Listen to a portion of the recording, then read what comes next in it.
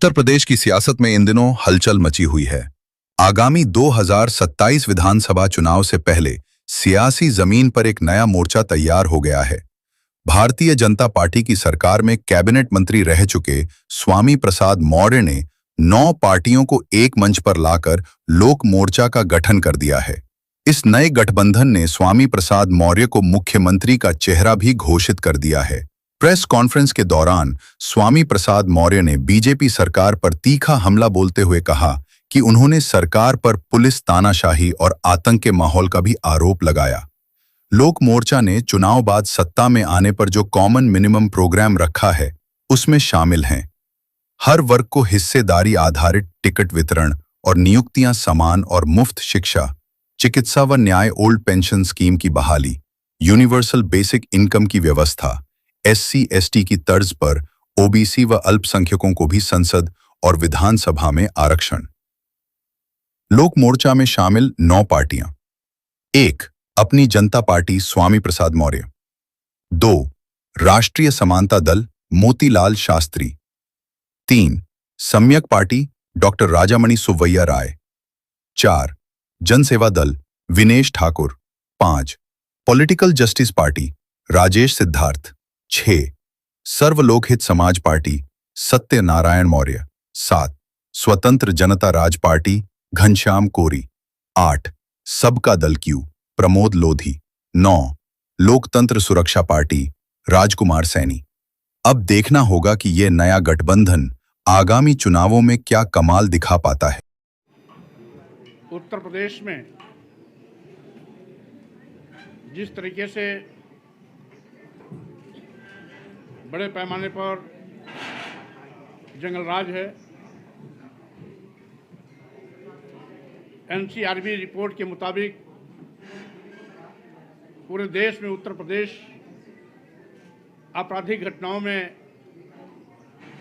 पहले नंबर पर है, जहां नित्य प्रति बलात्कार की सैकड़ों घटनाएं घटती हैं। गुंडाराज से जनता त्राही कर रही है, कानून व्यवस्था ध्वस्त हो चुकी है। इसके साथ ही साथ सरकार की गलत नीतियों के चलते देश का करोड़ों नौजवान बेरोजगार हो गया है। आज नौकरी के नाम पर श्रम का शोषण हो रहा है।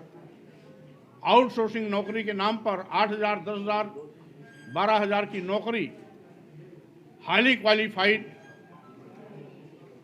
नौजवानों को दे करके उनके श्रम का दोहन किया जा रहा है, शोषण किया जा रहा है। महंगाई से आम जनता त्रस्त है। वहीं पर 140 करोड़ की आबादी में 80 करोड़ जनता की जिंदगी 5 किलो 10 किलो चावल पे आके ठहर गई है। यानी इस देश में 80 करोड़ लोग ऐसे हैं जिनकी जिंदगी ही 5 किलो 10 किलो चावल पर चलती है। तो स्वाभाविक रूप से ऐसे 80 करोड़ लोगों के सारे सपने ध्वस्त हो चुके हैं। वो अपने बेटे बेटियों को, बच्चों को doctor, engineer, professor, advocate, IAS, IPS बनाने का सपना देखना तो दूर, शिक्षा भी नहीं दिला सकते हैं। शिक्षा का भी व्यवसायीकरण कर दिया गया है। उत्तर प्रदेश जैसे बड़े प्रदेश में जहां 27,000 प्राथमिक विद्यालय बंद हो गए, इससे स्पष्ट होता है कि उत्तर प्रदेश सरकार ग्रामीण शिक्षा खत्म करने पर आमादा है और महंगी शिक्षा के माध्यम से गांव, किसान, गरीब, मजदूर के बेटे बेटियों को उच्च शिक्षा से वंचित किए जाने की साजिश की जा रही है। साथ ही साथ कृषि प्रधान इस देश और प्रदेश में किसान दर दर की ठोकरें खा रहा है। यहां तक कि सत्ता में बैठे हुए डबल इंजन की सरकार लाभकारी मूल्य देने का वादा करने के बावजूद भी आज तक लाभकारी मूल्य नहीं दिया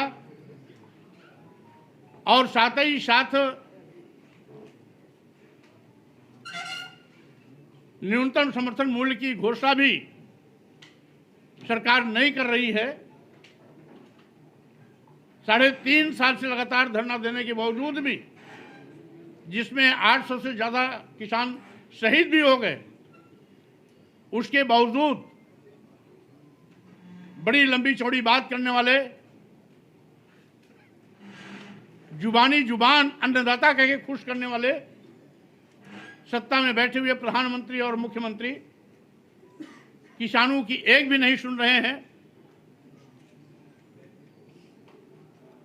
विशेष रूप से भारतीय संविधान की कसम खा करके सत्ता में बैठने वाले, संवैधानिक पदों को सुशोभित करने वाले आज खुद संविधान की धज्जियां उड़ा रहे हैं। संविधान प्रदत्त अनुसूचित जाति, अनुसूचित जनजाति, पिछड़े वर्गों का आरक्षण शून्य निष्प्रभावी कर रहे हैं। इसी के साथ ही साथ जो आज यहां पर 9 पार्टियों के राष्ट्रीय अध्यक्ष और संस्थापक यहां इकट्ठे हैं, उनको मैं धन्यवाद देता हूं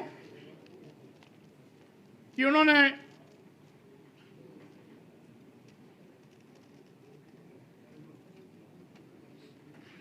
जो कॉमन मुद्दे हैं उस पर एक मत होकर के बिना शर्त हम लोग सब एक मोर्चे में इकट्ठे हो रहे हैं। और साथ ही साथ हमारी प्राथमिकता होगी वंचित समाज की सहभागिता, समानुपातिक हिस्सेदारी और इस देश में समय समय पर समतामूलक समाज बनाने का जो आंदोलन, विचार या दर्शन हमारे महापुरुषों ने दिया है, उस रास्ते पर चलते हुए देश और प्रदेश को विकास पथ पर आगे ले जाना, सबके सम्मान स्वाभिमान की रक्षा करना, सभी की समानुपातिक हिस्सेदारी सुनिश्चित करना आज हमारी प्राथमिकता होगी। मेरे नेतृत्व में उत्तर प्रदेश में सरकार बनाने के लिए ये सब एकजुट हो रहे हैं। और साथ ही साथ इस बैठक में उपस्थित हमारे इन सभी पार्टियों के अन्य सम्मानित नेतागण और अपनी जनता पार्टी के हमारे राष्ट्रीय उपाध्यक्ष सुप्रीम कोर्ट के एडवोकेट भाई शादाब खान जी, राष्ट्रीय महासचिव दिलीप चौधरी जी, हमारे प्रदेश अध्यक्ष भाई सुभाष चंद्र कोरी जी के साथ साथ यहाँ पर सभी नेतृमंडल उपस्थित है। मीडिया के माध्यम से अवगत करना चाहता हूँ कि इस विशेष रूप से उत्तर प्रदेश जो देश का सबसे बड़ा प्रदेश है,